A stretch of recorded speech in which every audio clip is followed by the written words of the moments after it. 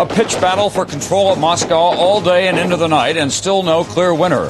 Yeltsin is bringing in more troops and tanks to help his side. This is NBC Nightly News with Tom Brokaw. Good evening. The bloody battle for control of Moscow and control of the soul of the new Russia continues tonight. President Yeltsin now has declared a state of emergency, but he has not yet regained control after a day of vicious street fighting, triggered by a series of surprise attacks from his conservative opposition.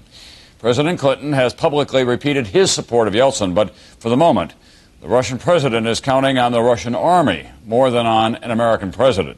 This fighting began when Yeltsin's opponents fought their way through police lines surrounding the White House, that's the parliament, and moved on key installations, including the main television complex. So far, they have not penetrated the Kremlin, Yeltsin's headquarters. NBC's Bob Abernathy in Moscow tonight.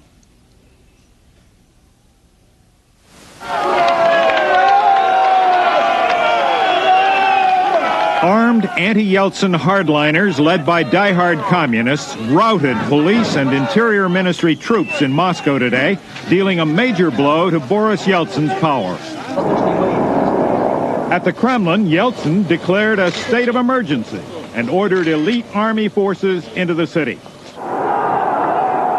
The attacks began early this afternoon when police tried to prevent an anti-Yeltsin rally, which then became an angry march. Tough protesters in the front rows overwhelmed inexperienced young police.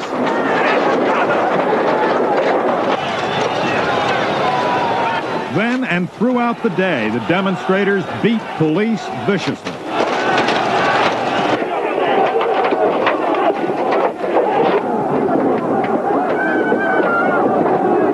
The police quickly regrouped nearby and fired tear gas, but were again overrun, trucks and water cannon captured.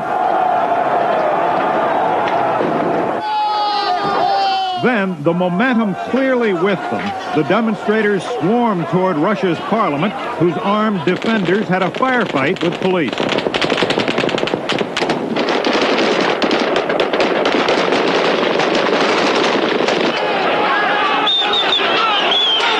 Again, the protesters won.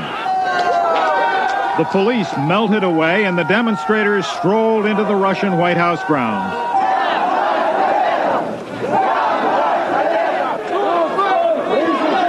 Next, the anti-Yeltsin forces turned their attack on a 33-story office building across the street used by Moscow's mayor.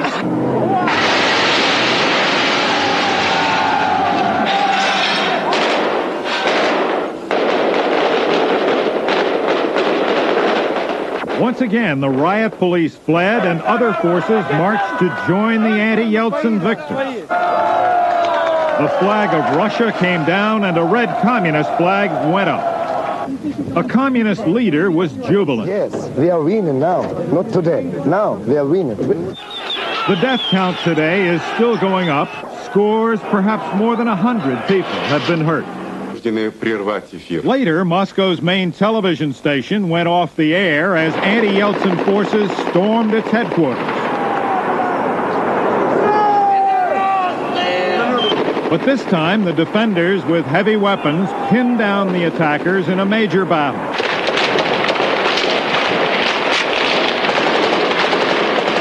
So the pressure on both sides is intense now for today's attackers to hold their ground, for Yeltsin to repulse them quickly if he can. Apparently, he will try. Late tonight, military trucks moved into Moscow. As Bob Abernathy, and those trucks now are taking up their positions around the Kremlin. We'll be getting an update from Bob later in this program. Let's go now to NBC's Odetta Rogers-Clark, who's in Washington at the American White House, where developments, as you might expect, are being closely monitored in Moscow. Odetta? Tom, President Clinton says the United States must continue to support Yeltsin and blames anti-Yeltsin forces for provoking the violence in Russia. On the South Lawn of the White House this afternoon, President Clinton reaffirmed his support for Boris Yeltsin. The United States must support President Yeltsin and the process of bringing about free and fair elections. We cannot afford to be in the position of wavering at this moment or backing off or giving any encouragement to people who clearly want to derail the election process. The president said it was clear to him that hardliners started the trouble and that Yeltsin had to bend over backwards to avoid using force. I don't expect him to be deposed. I wouldn't overreact to this now. I think the people are clearly still far more supportive of him. NBC News has learned that the administration is being careful to avoid the impression they're telling Yeltsin what to do.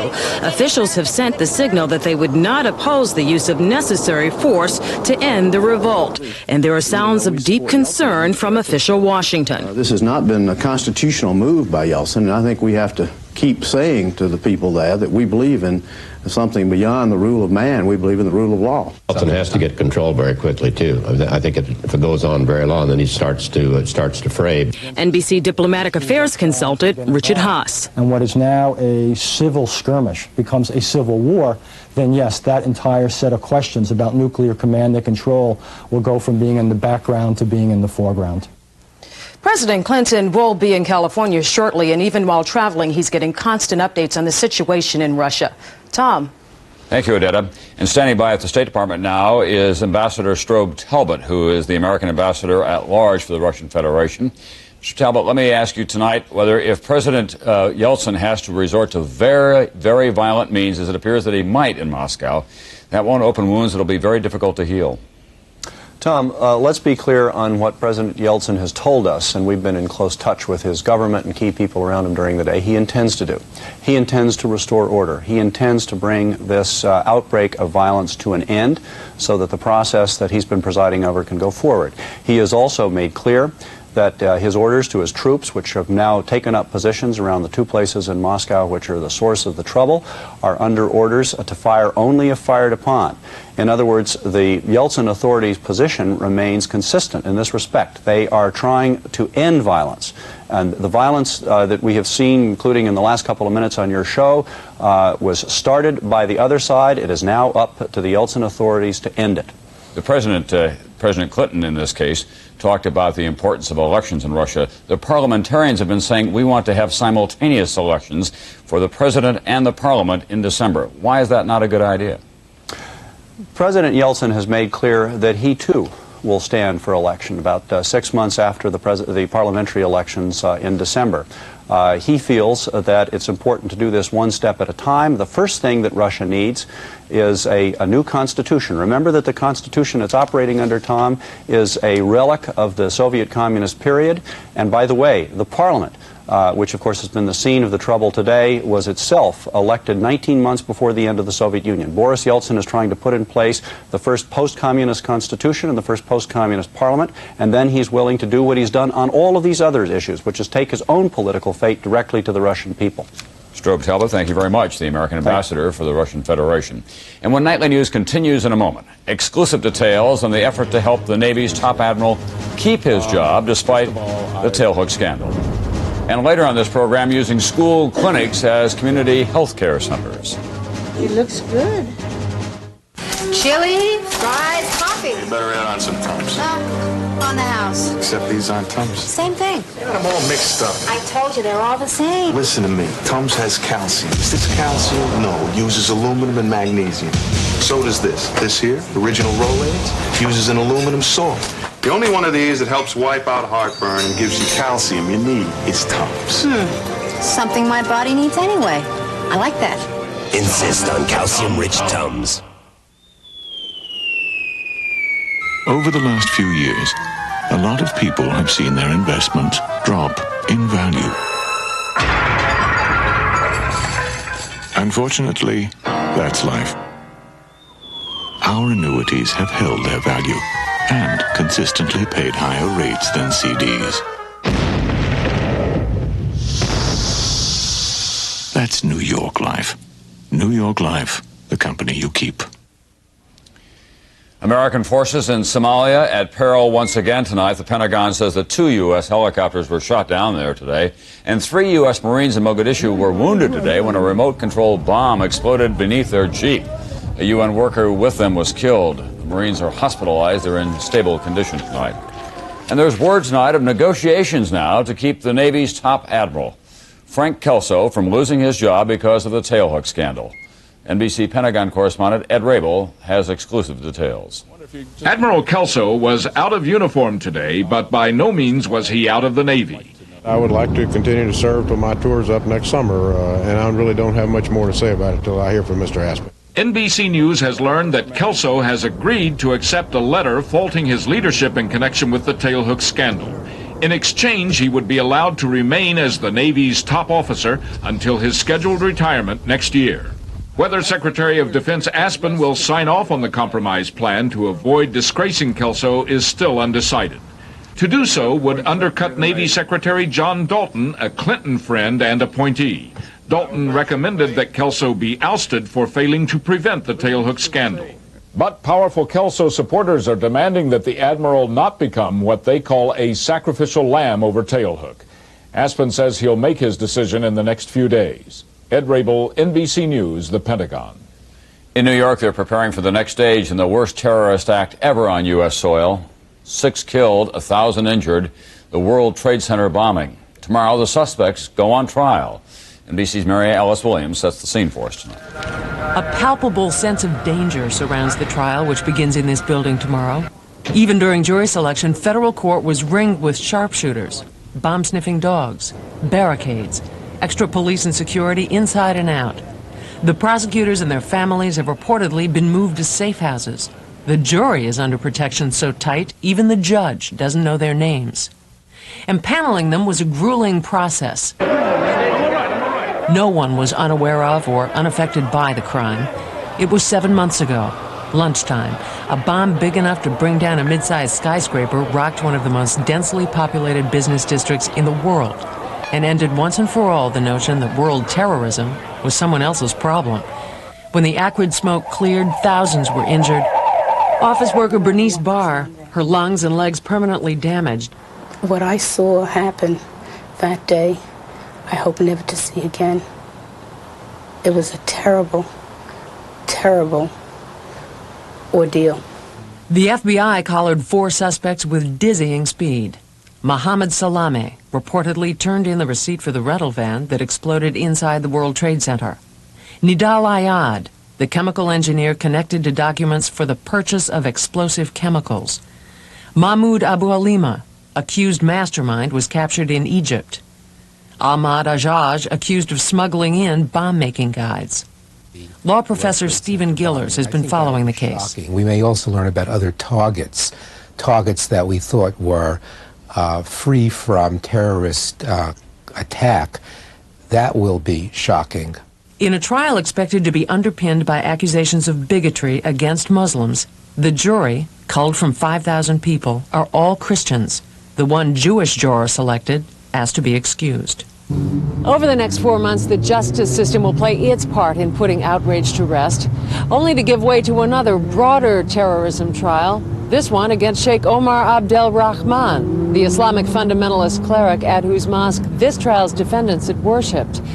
And even when that trial runs its course, it's unlikely America will regain its sense of invulnerability. Mary Alice Williams, NBC News, New York. When Nightly News continues in a moment, the healthcare revolution in the public schools of America. What have we been talking about? Some days my minor arthritis acts up, and I really feel the pain. I used to take aspirin. Now I've switched to Advil. Advil relieves the pain in my stiff joints. In fact, 1 Advil is as effective as 2 regular aspirin. And Advil is gentler to my stomach. Maybe that's why doctors recommend Advil for minor arthritis pain more than any other brand. For my pain, I simply prefer Advil. Advil, advanced medicine for pain. 1891. Siemens creates apprentice programs to give people the unique skills to build the world's finest precision technology. That was then. This is now. Today in America, Siemens' new training programs prepare a high-tech workforce to handle today's most advanced technologies, like high-quality automation systems to help American industry meet the challenge of the 21st century. Siemens. Precision thinking.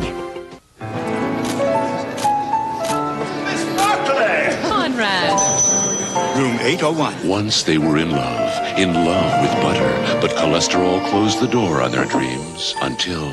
William, May I serve you? I can't believe it's not butter. I Can't Believe It's Not Butter is the first spread flavored with real sweet cream buttermilk for a fresh butter taste, but without the cholesterol. Now nothing can disturb our love. I Can't Believe It's Not Butter, the taste you love without the cholesterol. This week on Today, former hostage Terry Anderson, actors Tom Berenger and Jeff Daniels, and Chinese food without the calories. Join us this week and see what a difference today makes. The healthcare revolution, expanding the use of school-based clinics to serve the entire community. It's already happening in 500 schools around the country. More tonight from NBC's Gary Matsumoto. How about coughing when you lay down? At San Antonio's Brewer Elementary School, educators believe this school-based clinic may be the best antidote for poor classroom performance. Our academic achievement is low, and we attributed one of the factors to the fact that our children, some of them were not receiving proper medical care. Many kids have problems concentrating in class because they're sick. They're chronically tired, chronic colds. It's keeping them from their schoolwork. Nurse practitioner Abby Natal sees patients here twice a week. Nationwide, there are roughly 500 such clinics offering health services in school. President Clinton's health security plan would provide federal funding for more school-based and community clinics to expand access to care in areas with inadequate health services. Across town, the Sam Houston Gates School has a doctor in its clinic. The city put him here because some students live in neighborhoods with no public transportation and have difficulty getting to a doctor when they need one. Just breathe normal. For the disadvantaged, school-based clinics also provide immunization, screen for genetic defects, and teach good nutrition. In San Diego, the health center at the Alexander Hamilton Elementary School provides health care for students and their parents. Rebecca Gilbert is an unemployed mother of two who found medical bills crippling. Paid a lot of doctor bills and emergency room bills. That's what I did until I found this, this place here. At San Diego's Hoover High School, there's such a demand for health care that they're building a bigger clinic. Educators and healthcare professionals say the clinics are cost-effective. The San Antonio school-based clinics treat approximately 5,000 students for less than $200,000 a year. The healthcare director says across the nation, clinics like this one save untold millions in Medicaid bills for emergency room visits. If parents are practicing preventative medicine, you're helping get a lid on medical costs in the long run because it could catch something earlier, right? Absolutely.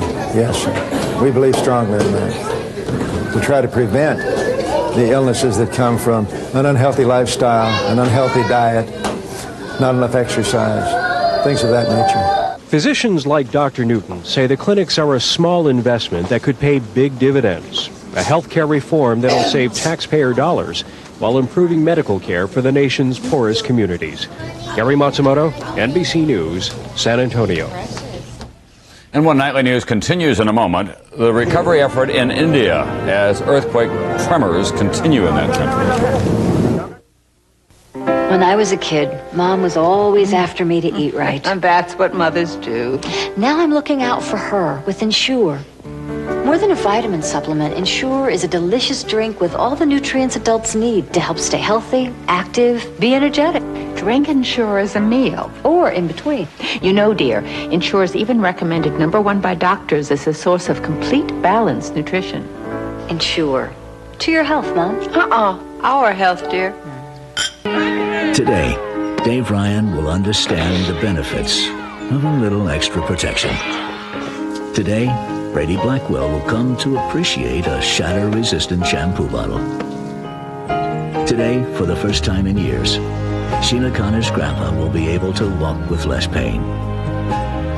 Today will be a better day for a lot of people, simply because of a material we call plastic. To appreciate the higher standard created by the spacious six-passenger accommodations of the all-new Cadillac DeVille Concours, you need only travel around town. To appreciate the responsiveness of its sophisticated North Star system, you might prefer to travel around the country. But before its North Star V8 will require its first 100,000-mile scheduled tune-up, you have to travel around the world 4 times. The Cadillac DeVille Concours, creating a higher standard. Honey, all this sinus pressure and congestion, again, nothing ever seems to help. That stuff you packed is new? New Vicks Dayquil Sinus Pressure and Congestion. The anytime non-drowsy congestion stuffy head sinus pressure so you can breathe easier medicine. When I get gas, I may look like this, but I feel like this, painfully bloated. Gas-X has the most powerful medicine to fight gas faster than antacids. So, I feel like me again. Painful gas needs the power of Gas-X. Tonight, a bungee jumper's fun turns to terror. My life could have ended. I'm just very fortunate and very lucky. Hosted by John Forsythe, all new Eyewitness Video, NBC Tonight. The future's most dangerous criminal now controls the Sequest and her awesome power. Activate launch sequence. Sequest 8, 7 Central, NBC Tonight. Israel said today that its army will continue targeting Arab extremists who oppose Israel's peace deal with the PLO, despite a letter from Yasser Arafat saying that the raids violate the spirit of the peace accord. Yesterday, Israeli troops killed 2 top members of the Muslim group Hamas and arrested 16 of their fighters. India's army cracked down today on looters in that region devastated by Thursday's big earthquake. Looters have been slipping into flattened villages disguised as volunteers, but help also is getting through as well. NBC's Keith Miller has more tonight. 4 days after India's worst earthquake in half a century, and relief is finally reaching survivors. Food is now getting to the disaster zone, and supplies of water. American contributions to the victims of the earthquake are now in the country. But the task of taking care of an estimated 150,000 homeless seems overwhelming. We may need more. You would need X-ray machines. You would need medical equipment. The funeral pyre in the village of Kilari still glows with the remains of the dead. The government now reports some 22,000 people died in the quake, but said it didn't think the number would go higher. That is little consolation to those who lost loved ones, and the tens of thousands of people who lost everything else. India's Prime Minister made a nationwide appeal for donations to help them. In Bombay, volunteers pleaded with people to give what they could spare. The survivors will need just about everything. Some are just beginning to realize what it will take to rebuild their lives. Keith Miller, NBC News. Back in this country, we have a postscript now to the Midwestern floods of '93. Remember that levee break which knocked out the only open bridge along a huge stretch of the Mississippi River? Well, police have charged this man, James Scott of Illinois, with causing the break. He was on parole from an arson conviction at the time. The break sent water surging through the small community of West Quincy, Illinois, forcing evacuations and flooding 15,000 acres in all. I'll be back in a moment with an update on that situation in Moscow in just a moment. Klaus, I hear we're finally getting the Belgian plant online. Yes, we've met international regulations, national regulations. Don't worry, everything is fine. Excellent. What about provincial regulations? Provincial regulations? What provincial regulations?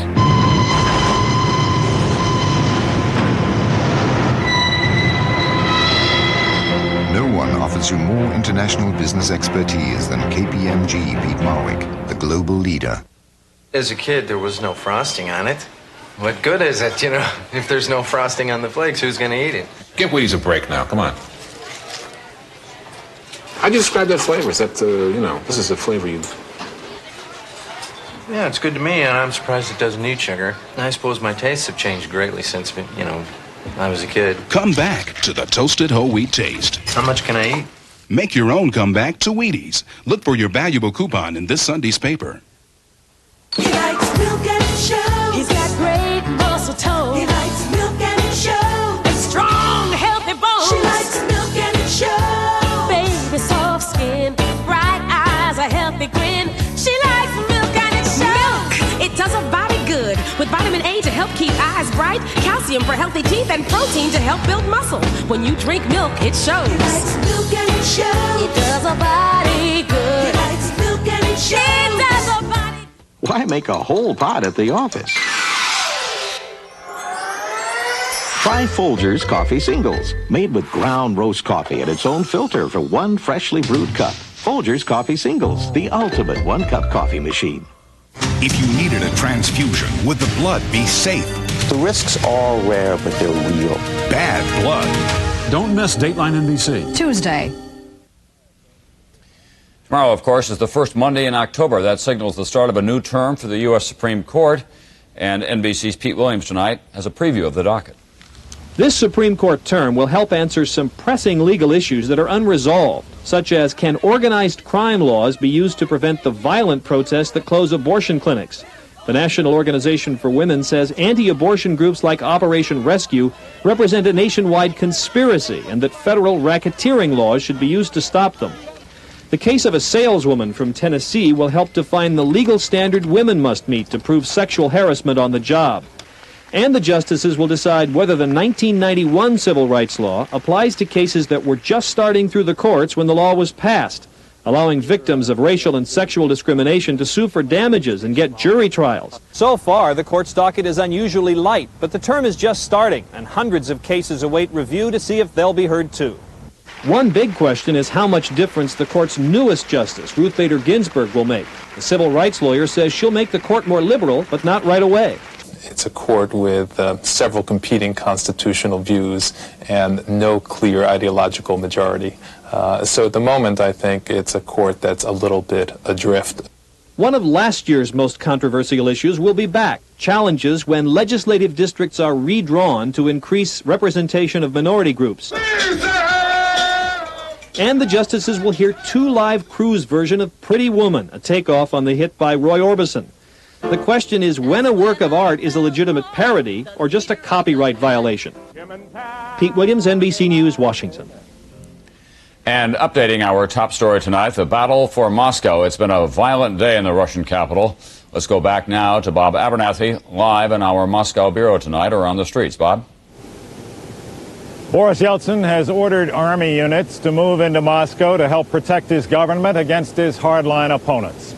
This was the scene on the streets leading into Moscow tonight.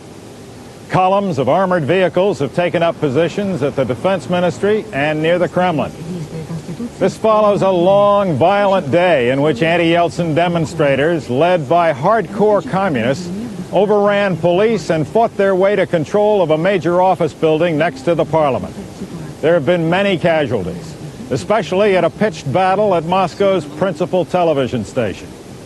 So the anti-Yeltsin forces control the area around the parliament. Yeltsin remains in control of the government and apparently of the army. But many people here think that all the bickering and fighting in Moscow has just furthered the slipping of power away from the central government to the regions, and that neither side here in Moscow can really prevail, that power will steadily slip away to Russia's many regions. Bob, this is Tom Brokaw in New York. Any sign that Boris Yeltsin is about to move to reclaim the Parliament building, the White House? No sign of that yet, except for the presence in Moscow of all the troops that we talked about coming in, it is said, to guard the government buildings, the Defense Ministry, the Kremlin, the other places. No sign that they're moving on Parliament yet, but a great expectation of it. Thank you very much, Bob Abernathy, in Moscow tonight. We'll have continuing coverage of this important story throughout the evening and tomorrow on this NBC station. I'll see you tomorrow night on NBC Nightly News. We'll also be beginning at that time a 5-part series on violence in America, Society Under Siege. I'll see you then. Gangs, guns, and violence. It's a crisis in the nation. What's the solution for a society under siege? Get answers on a special series of reports on NBC Nightly News this week.